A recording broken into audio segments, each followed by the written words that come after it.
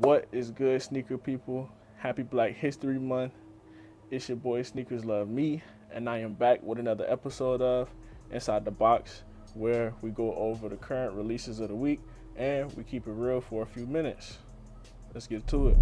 Up first, we have the Air Jordan 1 High Zoom 2 Year of the Rabbit, where Jordan did something very interesting. He made a purely leather top panel and is completely separate from the shoe, and it looks kind of interesting, and that's what caught my eye about the shoe. I didn't know that the High Comfort had a second model until I did research on this episode, but it also has some crumbled suede, and it also has regular leather that's in the mint color, and it's basically full circle.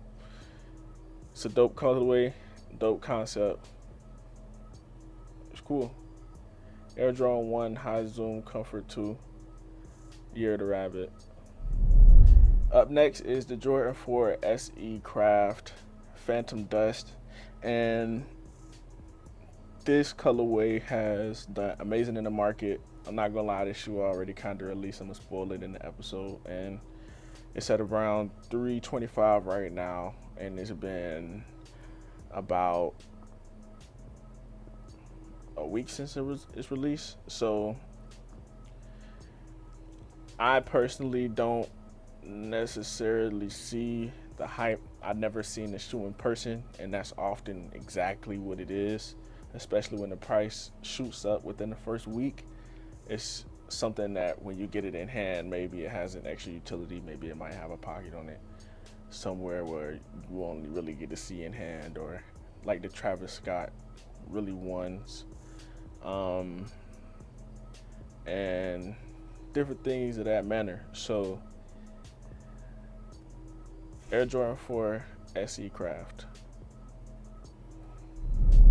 Up next, we have the Air Jordan 1 High Black White, and classic colorway, already $330 a week after release. Amazing colorway. I've already been waiting for these to come out. I usually try to not buy shoes even though I sell them, and this is a pair that might have to get brought. Honestly, I know I say I want to get a lot of shoes when I speak in these episodes, but I promise you, this is the shoe that doesn't even often release.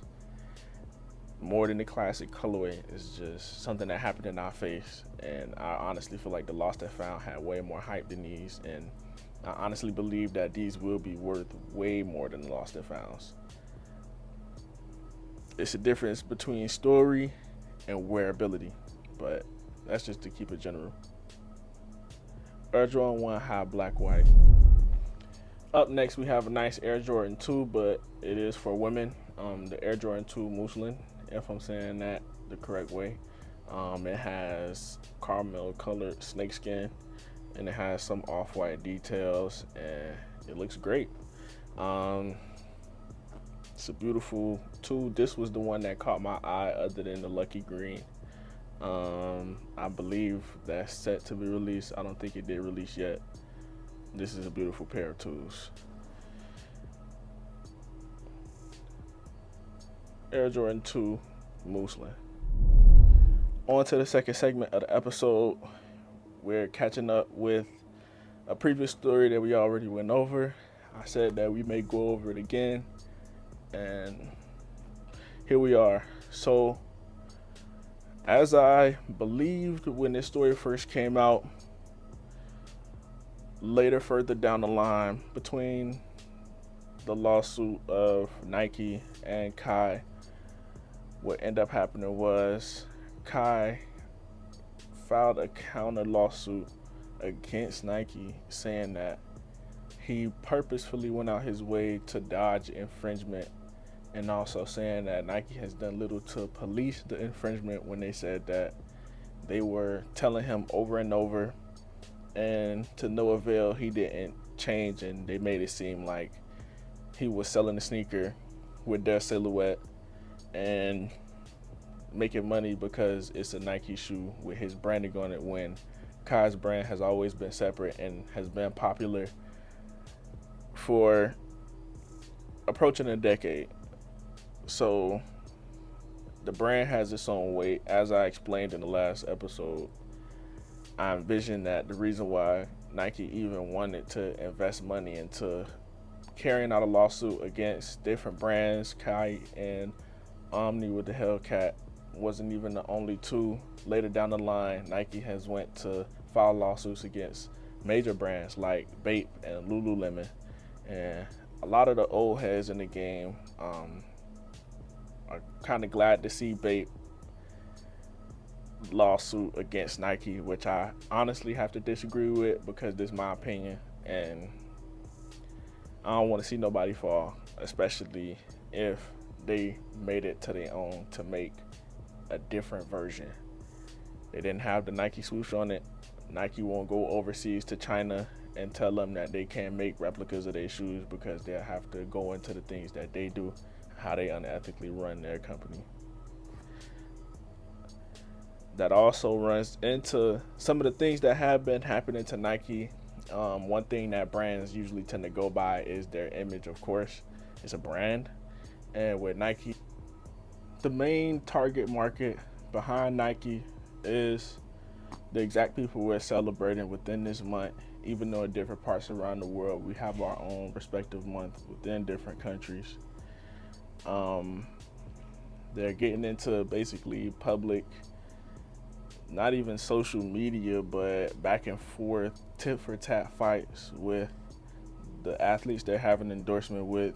Hint to Kyrie and how he has to cover up his Nikes that he didn't even get the voice to design or be behind the creative directive drive behind his own shoe that has his name, image, and likeness behind it.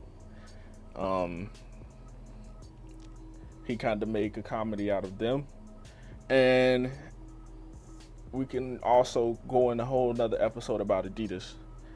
Furthermore, what I want to say is I want to take the time to just, watch and take a hint, and I'm going to just throw something up, because something recently that has been happening is that Nike has been getting a lot of their inventory hijacked, basically, and not even off the streets, from warehouses. I'm going to put a video up here. From trains, stolen for FedEx. Just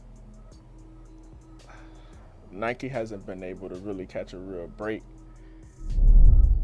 All right, you know what I'm saying? Glad you could make it to the fit check. You know what I'm saying? Keeping it light, representing quite literally. You know what I'm saying? I saved this really just for this occasion. Black History Month hoodie is just what I'm finna call it. Super plush heavyweight, it's really, I ain't gonna say too much. You can do your research. Pants, G-Star, simple essential, and then some black cats to top it off. Right now, I do believe that the end of these videos are about to turn into, previewing my newer episodes from my series 10,000 checkouts on YouTube. Gotta go check that out. All of it flows together. It's really like a kind of a game I made. Keep pursuing your passions every day. That's all I can tell you, man. When they start paying you back, then it'll turn into something that's really worth it. It's your boy Snkrsloveme, and I'm out. Peace.